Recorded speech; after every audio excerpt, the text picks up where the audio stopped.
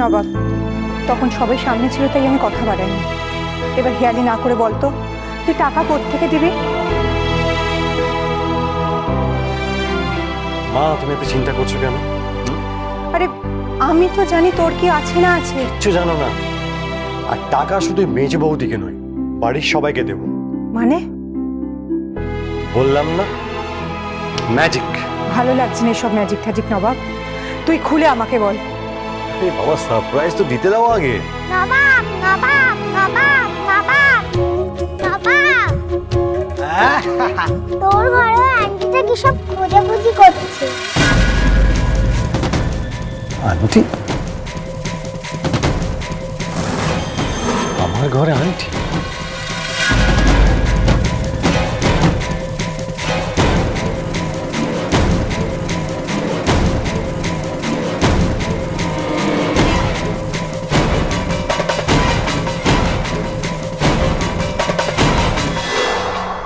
ভালো করে দেখবে, ভালো করে সার্চ করবে ঘরের কোনায় কোনায়, স্পেশালি ধরো ধরো বালিশ, বিছানা, এগুলো ভালো করে দেখবে।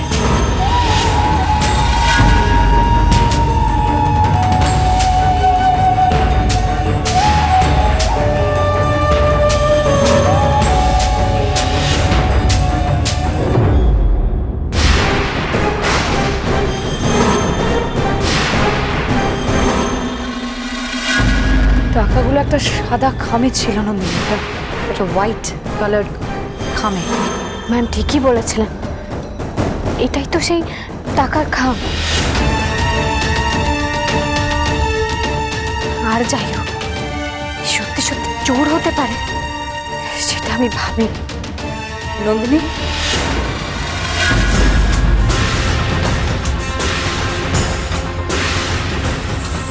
পাওয়া গেল টাকাটা? হ্যাঁ ম্যাম, আপনার সন্দেহ ঠিকই ছিল, বালিশের তলা থেকেই পেলাম। নন্দিনী!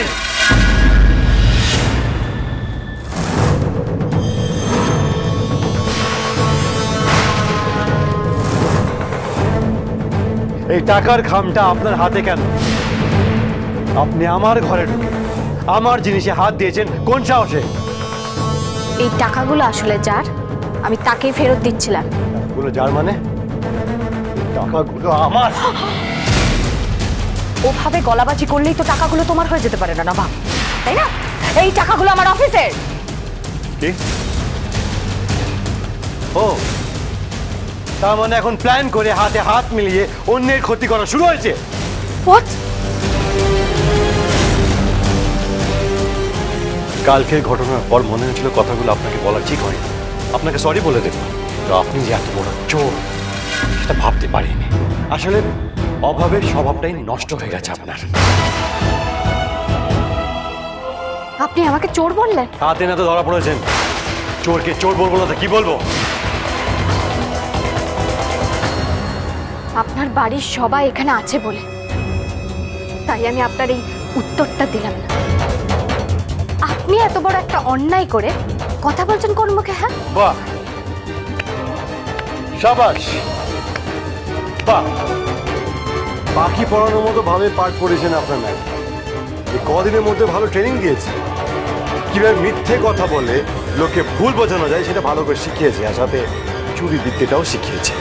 গলার জোরে আপনি আপনার অন্যায়টাকে ধামাচাপা দিতে পারবেন না। ওই খামে আমাদের অফিসের টাকা আছে আর আপনি সেটা চুরি করেছিলেন। এসব কি হচ্ছে বড় বৌমা? এই মেয়েটি কি সব বলছে না বাপকে?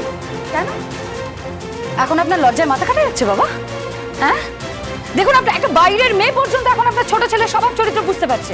ছি ছি ছি ছি ছি, আগের দিন আমার রুম থেকে জোর করে গায়ের জোরে ওই ইনভার্টারটা নিয়ে চলে এসেছিল, এখন আমার ব্যাগ থেকে টাকা টাকা চুরি করে দাও। না না, এটা হতে পারে না। এটাই হয়েছে মা, আপনার এই ছেলেকে আপনি ধোয়া তুলসী পাতা মনে করেন না? ও একটা জিনিস, আমাকে হেনস্থা করার জন্য আপনার এই ছেলে সব করতে পারে।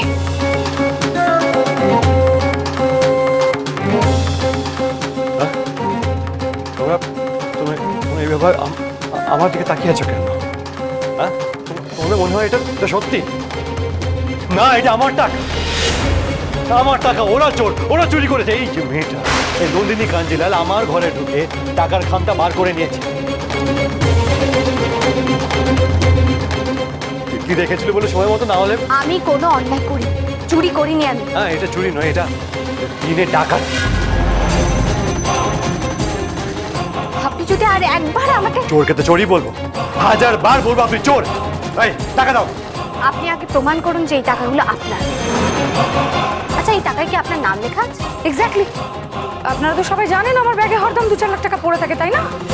হ্যাঁ, তোমার কাছে এত টাকা কি করে এলো নবাব, বলো? এত কৈফিয়ত আমি তোমার মতো একটা চোরকে দেবো না বড় বউটে। নবাব, তুমি টাকা চুরি করিয়েছ তোমার এই চামচেকে দিয়ে। খুব অসভ্যের মতো কথা বলছেন কেন আপনি? আপনি আমাকে প্রথম দিন থেকে চামচে চামচে চামচে বলে যাচ্ছেন। আমি ম্যামের অ্যাসিস্ট্যান্ট হিসেবে কাজ করি, আর একবার যদি আপনি আমাকে চামচে বা চোর বলেছেন তাহলে আপনি আমাকে না বলে চোরের মতো আমার ঘরে ঢোকেন। পালিশের তলায় টাকার খামটা ছিল, আপনি বের করেননি সেটা। কারা করে এরকম কাজ বলুন, কারা?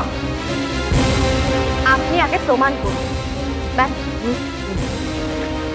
এই টাকাগুলো আপনার, তাহলে আমি চোরের বদনাম নিতেও রাজি আছি।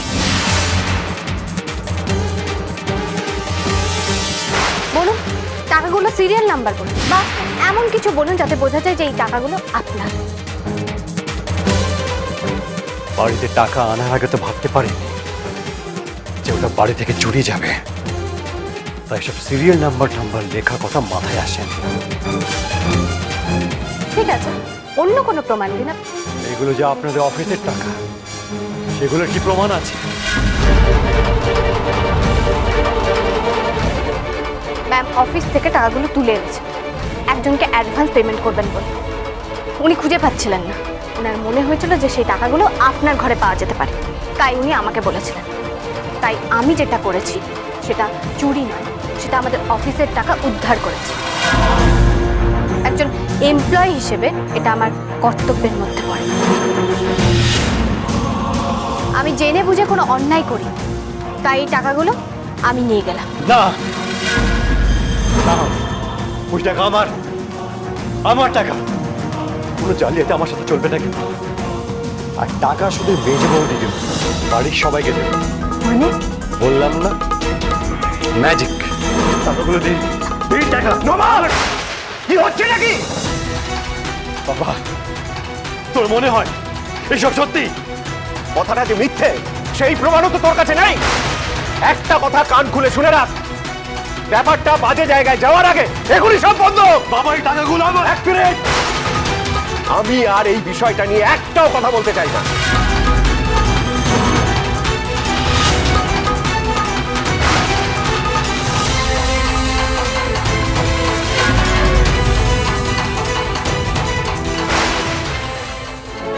এবং তুমি একটা কাজ করো, পুলিশ দাও।